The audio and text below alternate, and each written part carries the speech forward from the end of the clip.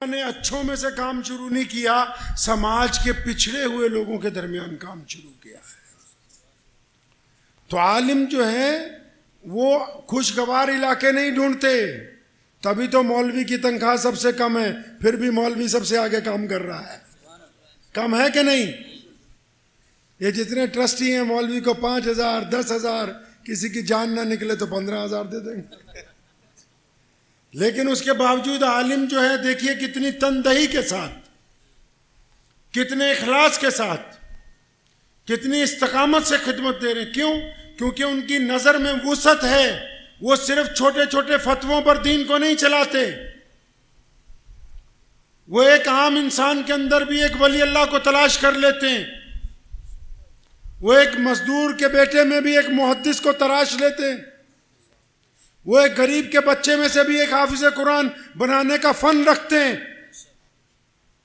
تو علماء کو یہ بات ذہن نشین کرنی ہے کہ حالات کے مطابق ہم کو بھی دوسروں پر فتوے لاگو نہیں کرنے، ہم کو اپنی قوت عمل کے ساتھ دوسرے کی تدبیر کو تبدیل کر دینا انشاءاللہ تعالی، قوت عمل کے ساتھ۔ اور اس میں سب سے ضروری عمل یہ ہے کہ ایک تو خدمت خلق کا جذبہ ہو، اس جذبے کے ساتھ کسی بھی چیز کو کسی مقام تک پہنچنے کے لیے وقت چاہیے۔ یہ جو دین ہم تک پہنچا ہے رسول اللہ کا، 14 سال تو نبی علیہ السلام نے پہلے تکلیف میں گزارے۔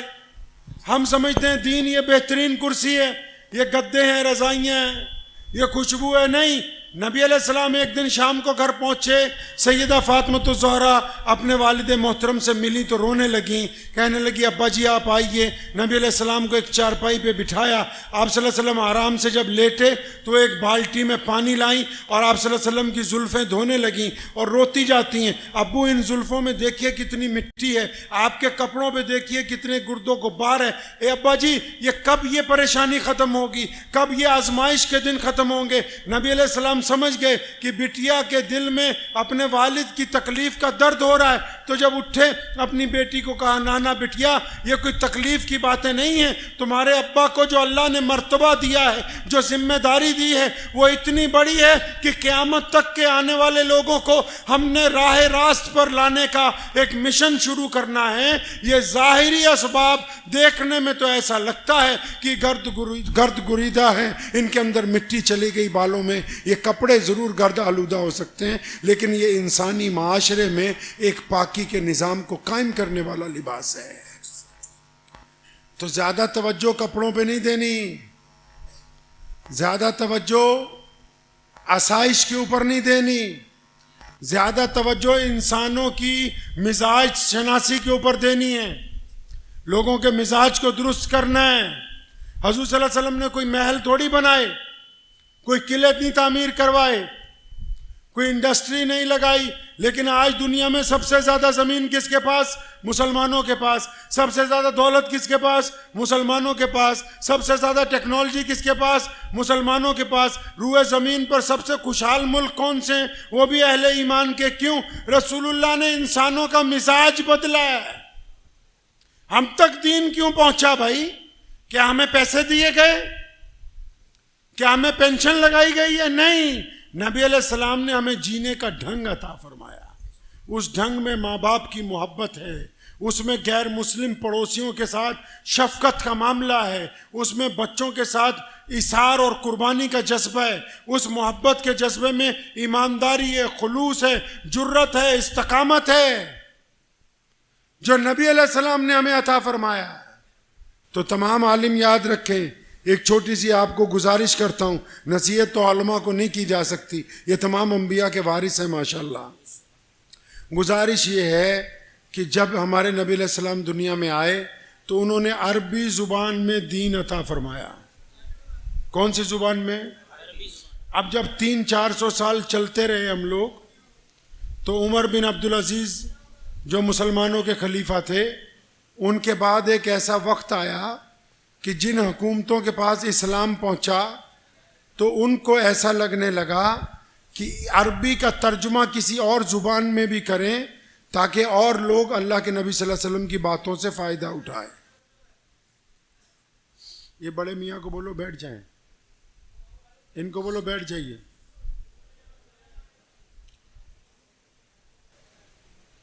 تو انہوں نے کیا کیا ہمارے بزرگوں نے کہ اس وقت جب اسلام آگے پہنچا تو ان کو لگا کہ عربی کو آسان زبان کون سی ہوگی سمجھانے کی، تو انہوں نے سارا دین اٹھا کے فارسی زبان میں تبدیل کر دیا۔ اب مدرسوں میں جاؤ، گلستاں، بوستاں، حمد باری، آمد نامہ پڑھتے ہیں نا کتابیں آپ لوگ۔ ہمارے جو اکابرین تھے، جو تابعین تھے، تبع تابعین تھے، انہوں نے اس بات کو محسوس کیا کہ عربی متن اول رہے اور دوسری زبان اس کو بنائے جو عام لوگ جس کو، اب اس وقت دوسری زبان کون سی تھی؟ فارسی تھی۔ تو اب دوسری زبان فارسی ہے کیا؟ نہیں ہے، ہم پھر بھی لگے ہوئے ہیں۔ اب دوسری زبان ہندی ہے، اب دوسری زبان انگریزی ہے، اب دوسری زبان مراٹھی ہے۔ ہمارے لیے دو ہی زبانیں قابل احترام ہیں، کون سی؟ ایک جو قرآن کی زبان ہے اور دوسری جو ہمارے ماں باپ کی زبان ہے، ہماری اس مٹی کی زبان ہے۔ جو اگر ہم مہاراشٹر میں رہتے ہیں تو مراٹھی ہمارے پہ زیادہ اچھی ہے، مراٹھی میں گفتگو کرنا، مراٹھی میں دین کو بیان کرنا، اس زبان میں متراجم لا کے لے کے آنا، اس کا فائدہ کیا ہوگا کہ جن لوگوں کو دین سے کچھ غلط فہمی ہے تو وہ آسانی کے ساتھ دور ہو جائے گی۔ میں تو کہا کرتا ہوں، آپ لوگوں کو بھی دیکھتا ہوں ہاؤ ہاؤ کرتے ہیں سارا دن، تو یہ اردو کوئی ہمارے ماموں کی زبان تو نہیں، اردو کی میں کوئی برائی نہیں کر رہا ہوں، لیکن جو مقامی علماء ہیں وہ اس بات کو سمجھ لیجئے کہ جو گلابی اردو آپ بول رہے ہیں نا، قابل احترام، واجب صد احترام، کیا سمجھے؟ حضور پر نور، کیا سمجھے؟ تو آدھی تو مسلمانوں کے اوپر سے نکل رہی ہے۔ کرکٹ میں باؤنس ہوتی نا بول، آدھی تو اوپر سے نکل رہی ہے اور آدھی نیچے سے نکل رہی ہے۔ سمجھ نہیں آ رہی بات۔ اللہ کے نبی صلی اللہ علیہ وسلم چاہتے ہیں کہ آسان زبان میں دین کو بیان کیا جائے۔ آسان زبان وہی ہے جو آپ کی ماں نے آپ کو اپنی گود میں بٹھا کے جس میں لوریاں سنائی ہیں۔ آسان زبان وہی ہے جس کو ابا نے انگلی پکڑ کے چلنا سکھایا۔ تو جمعے میں بھی جب تقریر کریں، ٹھیٹھ اردو میں نہیں کریں، جو مقامی زبان بولی جا رہی ہے اس میں بیان کریں۔ اس کو پلے باندھ لیجئے، یہ ضروری عمل ہے۔ یہ کوئی جو میں آپ کو بات سمجھا رہا ہوں یہ معمولی نہیں ہے، کیونکہ ہم جس طریقے سے ہم چل رہے ہیں اس میں پہلی خرابی یہ ہے کہ جو غیر مسلم بھائی بہن ہم کو سنتے ہیں ان کو سمجھ نہیں آ رہا کہ مولوی کیا کہہ رہا ہے۔ ایک نکتے نے محرم سے مجرم کر دیا، ایک نکتے نے محرم سے مجرم، میم ہے رے میم محرم بولتے ہیں قریبی کو، اب اس پہ نقطہ لگا دیا تو مجرم ہو گیا۔ ایک نکتے نے محرم سے مجرم کر دیا، ہم وفا لکھتے رہے وہ دغا پڑھتے رہے۔ اس کو سمجھیں، یہ بہت ضروری بات ہے۔ جو مقامی علماء ہیں اپنی مادری زبان میں اسلام کو بتائیں، اور وہ میں ٹھیک ہے پتہ نہیں ان کے پاس کون سا مسئلہ ہے، لیکن جو لوگ یہ کہتے ہیں کہ یوٹیوب سے، فیس بک سے، واٹس ایپ سے دور رہو، تو ان کو یہ بتا دو کہ آنے والے 2 سال میں ساری چیزیں صرف اے آئی کے اوپر ہوں گی۔ آپ اگر اپنے بچوں کو شان صحابہ بتانا چاہتے ہیں، آپ اگر اپنے بچوں کو عقیدہ ختم نبوت سمجھانا چاہتے ہیں، تو رات کو جب آپ کا بچہ اپنے کمرے میں جا کے گوگل پہ لکھے گا کہ ابو بکر صدیق کون تھے رضی اللہ تعالیٰ عنہ، اگر آپ نے صحیح معلومات نہیں اپڈیٹ کی ہے تو پھر وہ دشمن کی معلومات پڑھے گا اور پھر اس کا نظریہ تبدیل ہو جائے گا۔ آپ اس کو سمجھاتے رہیں گے، وہ آپ کی بات سمجھے گا نہیں۔ مسجد چھوٹی ہو بڑی ہو، مدرسہ بڑا ہو چھوٹا ہو، ہر ایک بندے کا یوٹیوب پر، فیس بک پر اپنی دینی ایکٹیویٹیز کو ڈالنا اب ضروری ہے، کیونکہ اب لڑائی میدان کی نہیں ہے، اب لڑائی ڈاٹا کی ہے۔ اب انٹرنیٹ کے اوپر چل رہی ہے بات چیت۔ ہم بولے کہ جی ہم کو تو کچھ چڑھانا نہیں ہے، بھائی مت چڑھاؤ، تمہارے بچے پھر قادیانیت پڑھتے رہیں، شکیلیت پڑھتے رہیں، تو پھر ان میں ان بچوں کا تو کوئی قصور نہیں ہے نا۔ اسلام کو ہر محاذ پہ یہ مسلک کیا ہوتے ہیں پتہ آپ کو؟ یہ جو مسلک ہیں دیوبندی، بریلوی، اہل حدیث، یہ کیا ہے پتہ کبھی سوچا کیا ہے؟ کوئی مسلک غلط نہیں ہے. جس طرح ہمارا جسم ہے، ہم چاہتے ہیں کہ آنکھوں کی روشنی ٹھیک رہے، ہم چاہتے ہیں کہ کان صحیح طرح سنیں، آنکھوں کے لیے آنکھوں کے ڈاکٹر کے پاس، کانوں کے لیے کانوں کے ڈاکٹر کے پاس، زبان کے لیے زبان کے ڈاکٹر کے پاس، پیٹ خراب ہو جائے تو میڈیسن کے ڈاکٹر کے پاس، ہڈی ٹوٹ جائے تو آرتھو کے ڈاکٹر کے پاس. یہ مسلک جب بنے یہ اللہ کی طرف سے اس لیے ہیں، اللہ چاہتے ہیں کہ نبی علیہ السلام کی تمام سنتیں زندہ رہیں. نہیں سمجھے؟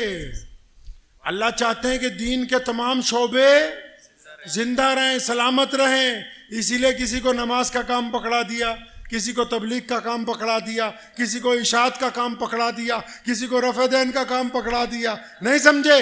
اللہ چاہتے ہیں کہ رسول اللہ کی ہر ادا قائم رہے. اب جس کے ذمے جو ادا آئی ہے وہ اپنی اس ادا کے اوپر توجہ دے، دوسرے کے اوپر تنقید نہ کرے. وہ سمجھے بات کو نہیں؟ اور جو جس مسلک میں ہے اس کو یہ قسم کھا لے کہ اپنے مسلک کو چھوڑنا نہیں. کیوں؟ اب پوچھئے کیوں؟ یہ مولوی سمجھ سکتے ہیں اس بات کو. یہ مسلک اسلام کی سیڑھیاں ہیں، چڑھتے رہیں گے اسلام کے قریب ہوتے چلے جائیں گے. لیکن یہ سیڑھیاں ہمارے بزرگوں نے بنائیں، کہیں امام ابو حنیفہ نے بنائیں، احمد بن حنبل نے بنائیں، امام ابن تیمیہ نے بنائیں. ٹھیک ہے، یہ انہوں نے بنائی تھی کہ سیڑھیاں چڑھتے رہو، اللہ اور اس کے رسول کے قریب ہو جاؤ. لیکن اب یہ چڑھنے والی سیڑھیاں نہیں ہیں، یہ اترنے والی بن گئی ہیں. آپ جس مسلک میں وہیں کھڑے رہو. اگر ایک بھی سیڑھی نیچے اترو گے تو ڈسکشن زیادہ کرنے لگو گے، پھر بحث کرو گے، پھر اس سے نیچے والی سیڑھی پہ اترو گے تو اور جذبہ کھل جائے گا کہ نعوذ باللہ صحابہ پہ بحث کریں، اس پر بحث کرو گے اور جذبہ کھل جائے گا، نیچے آ جاؤ گے، کرتے کرتے اسلام سے باہر. پہلے یہ سیڑھیاں اوپر چڑھنے کی تھیں، اب یہ سیڑھیاں نیچے اترنے کی ہیں. تو اس لیے نیچے اترنے کی کوشش نہیں کرو. جو جہاں پر ہے کوئی کوشش نہیں کرنی کہ فلاں مسلک والا ہمارے مسلک میں آ جائے ہم اس میں. نہیں، جو جہاں کھڑا ہے وہ محمد الرسول اللہ کا نمائندہ ہے. کائنات میں 5 ہی تو بنیادی چیزیں نا ہمارے پاس، ایک اللہ ہے، ایک رسول ہے، ایک کعبہ ہے، ایک کتاب ہے، ایک محمد الرسول اللہ کا روضہ ہے. ٹھیک ہے نہیں؟ تو جب بنیادی چیزیں درست ہیں تو اپنے عقیدے پر رہتے ہوئے اسلام کی خدمت کیجئے، ملک کی خدمت کیجئے، ہندو سکھوں سے بھائی چارے کو قائم کیجئے، رسول اللہ کی ان سنتوں کو لائیے جن کی ضرورت ہے. اب ہمارے ہاں ابھی سیلاب آیا پنجاب میں، تو ہم نے اعلان کیا کہ سارے ملک کے مسلمان آئے. اب سب لوگ آئے. اب سنیے، عالموں کو کہتا ہوں، جب خدمت شروع کرنی تھی تو ہم نے اس میں تلاش کیا کہ ہمارے نبی صلی اللہ علیہ وسلم کس طرح کرتے تھے. ہم تو ٹرسٹی بیٹھتے ہیں نا تو آپس میں مشورہ کرتے ہیں کہ ہاں ہم بتاتے پیسہ کیسے خرچ ہوگا. ارے پہلے حضور صلی اللہ علیہ وسلم سے پوچھ لو کیسے خرچ ہوگا. تمہاری عقل ابھی اتنی نہیں ہے. جب ہم لوگوں نے خدمت کا کام شروع کیا تو میرے والد شیر اسلام مولانا حبیب الرحمن ثانی لدھیانوی رحمۃ اللہ علیہ، تو جب کرونا بھی آیا تو انہوں نے ہمیں کہا کہ بیٹا کہ ہم لوگ بھی راشن بانٹیں گے. میں نے کہا ٹھیک ہے، لیکن انہوں نے اگلی بات کہی، کہنے کہ بیٹا سنت کے مطابق بانٹنا ہے. پانی کہاں گرم؟ سنت کے مطابق بانٹنا ہے. اب میں نے اپنے والد صاحب کو کہا کہ سنت کیا ہے اس میں؟ تو فرمانے لگے کہ ہمارے نبی علیہ السلام کے پاس جب کوئی آتا تھا نا مسجد میں اور کہتا تھا یا رسول اللہ میری مدد کریں، تو اللہ کے نبی اتنا دیتے تھے پڑھیے گا کبھی کہ سامنے والا کہتا تھا یا رسول اللہ بس کریں یہ اٹھایا نہیں جائے گا. مطلب وزن اتنا ہو گیا کہ یہ اٹھایا. تو میرے والد صاحب کہنے لگے بیٹا یہ جو کٹ بانٹنی ہے سامان کی، جس میں دال، چاول، مسالے، چینی، پتی ڈالنی ہے، تو سنت یہ ہے کہ یہ 100 کلو کی ہو. تاکہ جس کو دی جا رہی ہے وہ 1 مہینہ استعمال کرے. یہ جو ہم نے رواج بنایا 2 بسکٹ کا پیکٹ، 250 گرام پتی، 250 گرام چینی، یہ دکھاوا ہے، یہ سنت نہیں ہے. نبی نے جب کسی کو کچھ دیا تو اتنا دیا کہ سامنے والا کھڑا ہو گیا، یا رسول اللہ رکیں میں اٹھا نہیں پاؤں گا. تو جب کسی کو دینا ہے تو کتنا دینا ہے بھائی؟ اتنا دینا ہے کہ اٹھانا مشکل ہو جائے. پھر دوسری سنت کیا اپنائی ہم نے؟ اللہ کے نبی کے حکم کے مطابق جب بانٹنے گئے تو رات کو سامان بانٹا. ہمارے غیر مسلم بھائی بہنوں نے ہمیں پوچھا جب رات کو جاتے تھے لیٹ کیوں آتے ہو، اتنی دیر سے کیوں آئے؟ تو ہمارے رضاکار ان کو کہتے تھے کہ ہمارے نبی محمد صلی اللہ علیہ وسلم چاہتے ہیں کہ آپ کی سیلف رسپیکٹ قائم رہے. کیوں؟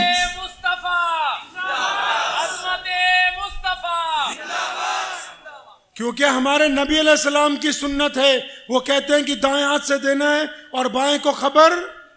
وہ کہتے ہیں کہ انسانوں کی سیلف رسپیکٹ کا دھیان رکھو، عزت نفس کا. اب جب یہ سیلاب آیا تو ہم نے ساری مسجدوں والوں کو بلایا. ہم نے ان کو کہا کہ سنو ایک سنت اور آ گئی. کون سی سنت آ گئی؟ اب سنت یہ ہے کہ پورے ملک سے جو مسلمان آ رہے ہیں، جو راشن کے ٹرک لے کے آ رہے ہیں، جو چیک لے کے آ رہے ہیں، جو سامان لے کے آ رہے ہیں، تو میرے نبی علیہ السلام کی سنت یہ ہے کہ مسجد نبوی میں جو چیز جب آئی اس کو سورج ڈوبنے سے پہلے تقسیم کر دیا، نبی نے جمع نہیں کیا. یہ تو ہمارے ہاں کچھ لوگوں نے رواج چلایا نا، ڈپلیکیٹ لیڈروں نے اور ڈپلیکیٹ مولویوں نے کہ چندہ آنے دو، جائے گا نہیں آگے. اگر پوچھنے لگے بھی کب جائے گا، بولے قیامت والے دن بتائیں گے. تو ہم نے جب پنجاب میں سیلاب آیا تو اپنے علماء کو کہا، ذمہ داروں کو کہا، سنت یہ نہیں کہ تم گودام لو اس کو جمع کرو، سنت یہ نہیں کہ پیسے کو تم جمع کرو، سنت یہ ہے کہ جیسے آئے فوراً اس کو تقسیم کرو. تو اس سنت کے اوپر جب چلے تو چلتے چلتے ایک گاؤں میں ہم لوگ پہنچے تو وہاں 19 مسلمان گوجر بھائیوں کے ڈیرے تھے. جو گوجر مسلمان ہیں وہ کچا گھر بنا کے رہتے ہیں، عمارت نہیں بناتے. تو دریا کی وجہ سے ان کے گھر بہہ گئے. ان کے گھروں کے ساتھ ہمارے ہندو سکھ بھائیوں کے پکے گھر بنے ہوئے تھے. اب جب ہم نے ان کو چیک دینا تھا تو ہم نے پھر اپنے نبی صلی اللہ علیہ وسلم کی طرف دیکھا کہ اللہ کے نبی کیا کرتے تھے. پتہ یہ لگا کہ نبی صلی اللہ علیہ وسلم جب کوئی فیصلہ کرتے تھے تو وہ اسلام کو بنیاد نہیں بناتے تھے، وہ انصاف کو بنیاد بناتے تھے. ان کے نزدیک سامنے والے کا مسلمان ہونا ضروری نہیں تھا، مظلوم ہونا ضروری تھا. تبھی تو بہت سے فیصلے جب میرے نبی نے کیے تو وہ یہودیوں کے حق میں چلے گئے، جائیداد کے فیصلے، کچھ ساز و سامان کے. ہم بھی جب پہنچے میدان میں، جب پیسہ بانٹنا تھا، جب یہ فیصلہ کرنا تھا کس کو کتنے لاکھ کا چیک دیا جائے، تو جن مسلمانوں کے گھر مٹی کے تھے، گھاس پھوس کے تھے، ان کو 1-1 لاکھ روپیہ دیا. جن غیر مسلموں کے مضبوط گھر بنے ہوئے تھے، اپنے ان ہندو سکھ بھائیوں کو 2-2 4-4 لاکھ روپیہ دیا. کیونکہ یہاں پر معیار مذہب نہیں ہے، نقصان ہے، اور محمد رسول اللہ چاہتے ہیں کہ آپ اپنے معیار سے نیچے گرنے والے نہ ہوں. یہ نبی کی سنتیں ہیں. سنت صرف نماز میں ہی نہیں ہے کہ فجر کی سنت جماعت چھوڑ دو اور نیت باندھ لو. سنتیں زندگی میں بھی ہیں. ہنس کے دیکھنا سنت ہے، دوسرے کی بیٹی کی طرف نگاہ پڑے آنکھیں جھکا لینا سنت ہے، طاقت ہونے کے باوجود معاف کر دینا سنت ہے، راستے سے پتھر ہٹا دینا سنت ہے، کسی غریب کی چھپ کے مدد کرنا سنت ہے، اپنے بھائی کے گناہ کو اپنے دل میں چھپا لینا سنت ہے، اپنے پڑوسی کی رات کو چھپ کے مدد کرنا سنت ہے، اپنے والدین کے پیر دبانا، ان سے محبت کا اظہار کرنا، یہ محمد رسول اللہ کی سنت ہے. اپنی ماؤں کے سامنے خاموش رہنا، ان کی ڈانٹ سننا، یہ نبی علیہ السلام کا حکم ہے. وہ سنت صرف یہی تھوڑی ہے کہ مسجد میں ادا ہوگی. سنت صرف داڑھی اور مونچھیں منڈوانا ہی تھوڑی ہے کہ داڑھی رکھے اور مونچھیں منڈوائے. اس کے علاوہ بھی تو سنتیں ہیں. یہ تو وہ سنتیں ہیں جو اللہ کے نبی چاہتے ہیں کہ جن کو دیکھ کے لوگوں کو رغبت آئے، لیکن ان سنتوں کو بھی اپنانا ہے جس سے آپ کے دل کو سکون پہنچنے والا ہو. تو عالمہ کو کہتا ہوں جتنے عالم ہیں، تبدیلی لانی ہے آپ کو ان لوگوں کے درمیان انشاءاللہ تعالی. آپ کی بات اثر رکھتی ہے، لیکن اگر آپ چاہتے ہیں کہ آپ کی گفتگو میں اثر آئے تو اس کے لیے پہلے تقریر سے پہلے صدقہ دینا، 2 نفل نماز پڑھنا، اللہ سے مانگنا کہ ہم جو بات کرتے ہیں یہ اللہ کے حکم سے لوگوں کے دلوں میں اتر جائے. جب تک ادھر کنیکشن نہیں جڑا ہوگا ادھر جڑنے سے کوئی فائدہ ہونے والا نہیں ہے. اپنے کردار کو بلند رکھنا ہے، کردار کو بلند رکھنا ہے. رکھیں گے انشاءاللہ. تو بس یہ تھوڑی سی باتیں، باقی باتیں رات کو ہوں گی انشاءاللہ تعالی. جو ختم نبوت کانفرنس رات کو ہوگی تو اس میں بات کریں گے. اللہ تعالیٰ مجھے بھی اور آپ سب کو اس پہ عمل کی توفیق عطا فرمائے. اور ابھی ہم نے جانا ہے تو کوئی ایک دوسرے کو دھکا نہ مارے، تو یہیں پر سلام قبول کر لیجئے، ایک دوسرے کو اذیت نہ پہنچائیں انشاءاللہ تعالیٰ.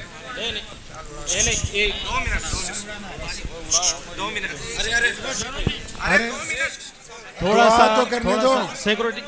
ارے دعا